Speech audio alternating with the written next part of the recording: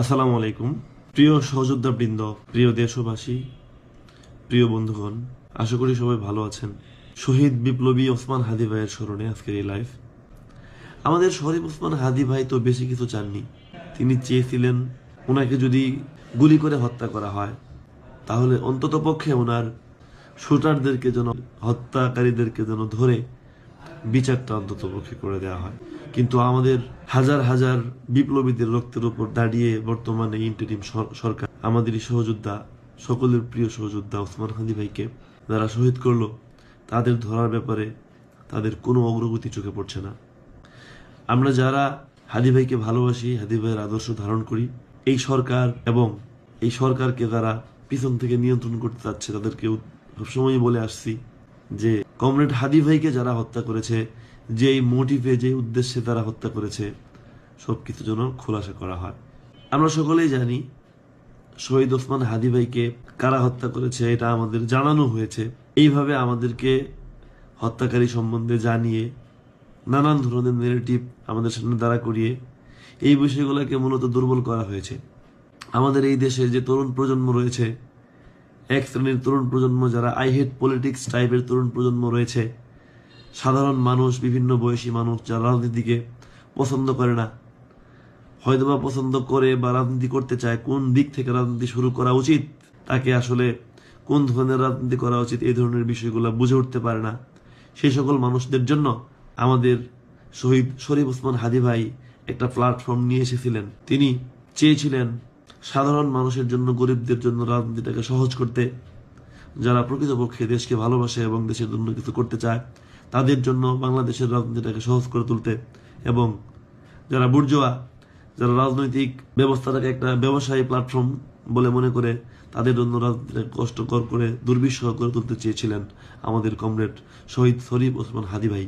যখন বাংলাদেশের বুর্জোয়া শ্রেণী, পতিত ফ্যাসিস্ট স্বৈরাচার, আওয়ামী লীগ সহ আরও যারা বিভিন্ন ধরনের গয়ার রাজনৈতিক মতাদর্শে বিশ্বাস করে, তারা যখন দেখলো সারা বাংলাদেশে টেকনাফ থেকে তেতুলিয়া, রূপসা থেকে পাথুরিয়া, প্রত্যেকটা আনাচে কানাচে ওসমান হাদি ভাইয়ের জন্য শুভাকাঙ্ক্ষী তৈরি হয়ে গিয়েছে, এবং বিভিন্ন জায়গা থেকে, ঢাকা শহরের বিভিন্ন এলাকা থেকে, অনলাইনে এবং অফলাইনে আমাদের শরীফ ওসমান হাদি ভাইয়ের সাথে নির্বাচনী প্রচারণা করার জন্য ইচ্ছা প্রকাশ করেছে, এবং আমাদের শরীফ ওসমান হাদি ভাইকে স্বতন্ত্র প্রার্থী হিসেবে ঢাকা ৮ আসন থেকে জিতিয়ে আনতে নানা রকম অর্থনৈতিক সহযোগিতা করছে।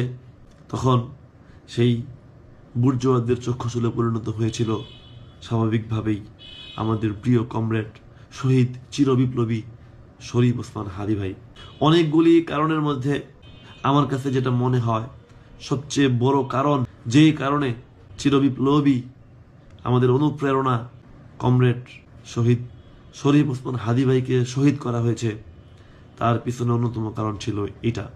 আমরা অনেকেই প্রতিজ্ঞা করেছি, আমরা অনেকেই অ্যাক্টিভিজম করছি, যতক্ষণ পর্যন্ত আমাদের হাদি ভাইকে তারা শহীদ করলো তাদেরকে ধরা না হবে, ধোঁয়াশার ধূম্রজালকে আলোকিত না করা হবে, সর্বোপরি হত্যার একটা দৃষ্টান্তমূলক শাস্তি যতক্ষণ পর্যন্ত দেওয়া না হবে, ততক্ষণ পর্যন্ত আমরা আমাদের মুখ বন্ধ করব না। সোশ্যাল মিডিয়া থেকে আমরা আমাদের কমরেড শরীফ ওসমান হাদি ভাইকে হারিয়ে যেতে দেব না।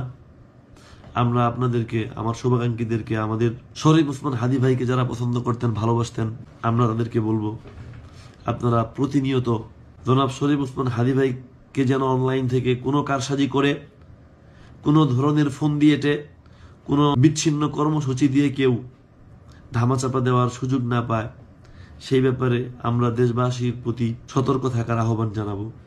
এবং ইনসাফের যে রাজনীতির কথা আমাদের শরীফ ওসমান হাদি ভাই বলে গেছেন, সেই ইনসাফের রাজনীতির জন্য আমরা যেভাবে পারি সহযোগিতা করব। যারা ইনসাফের রাজনীতি করতে চায়, যারা এই বাংলাদেশে ওই সমস্ত লোকের রাজনৈতিক প্ল্যাটফর্ম করতে চায়, যারা রাজনীতি করতে চায় কিন্তু রাজনীতি কিভাবে করবে, কাদের সাথে করবে, গতানুগতিক ধারার রাজনৈতিক দলগুলির সাথে নিজেদেরকে এঙ্গেজ করতে পারতেছে না নানা রকম দুর্নীতি, চাঁদাবাজি ইত্যাদির কারণে, তাদের জন্য যারা এই বাংলাদেশে রাজনৈতিক নয়া বন্দোবস্ত কায়েম করতে চায়, আমরা আশা রাখবো তাদের পাশে আপনারা ঠিক সেভাবেই থাকবেন যেভাবে আমাদের কমরেড শরীফ ওসমান হাদি ভাইয়ের পাশে ছিলেন। আমাদের ওসমান হাদি ভাইকে যারা শহীদ করেছে তাদেরকে অনতিবিলম্বে গ্রেফতার করে এবং হত্যার পিছনে যারা রয়েছে তাদেরকে গ্রেফতার করে তাদেরকে আইনের আওতায় এনে আমাদেরকে স্বস্তি দেওয়া হোক। বাংলাদেশের 20 কোটি মানুষকে স্বস্তি দেওয়া হোক। বাংলাদেশের মানুষ যা চায় সেটা যেন এই প্রশাসন খুব ভালোভাবে মূল্যায়ন করে, সেই বিষয়ে আমরা সোচ্চার থাকব। লাইভ শেষ করব এই প্রান্তে আরো একটি কথা বলি, যে কথাটা লাইভের শুরুতে বলেছি। হয়তোবা পৃথিবীতে হাদি একমাত্র ব্যক্তি যে কিনা নিজের জীবদ্দশায় নিজের হত্যাকারীদের বিচার চেয়ে গিয়েছেন।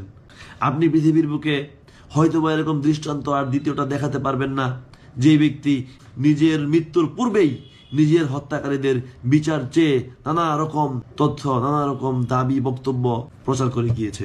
আমাদের এই প্রায় 1,500 বিপ্লবী শহীদের রক্তের উপর দাঁড়িয়ে অথর্ব ব্যর্থ ইন্টারিম সরকার না পেরেছে হাদি ভাইদেরকে নিরাপত্তা দিতে, না পারছে বর্তমানে হাদি ভাইদের হত্যাকারীদের হত্যা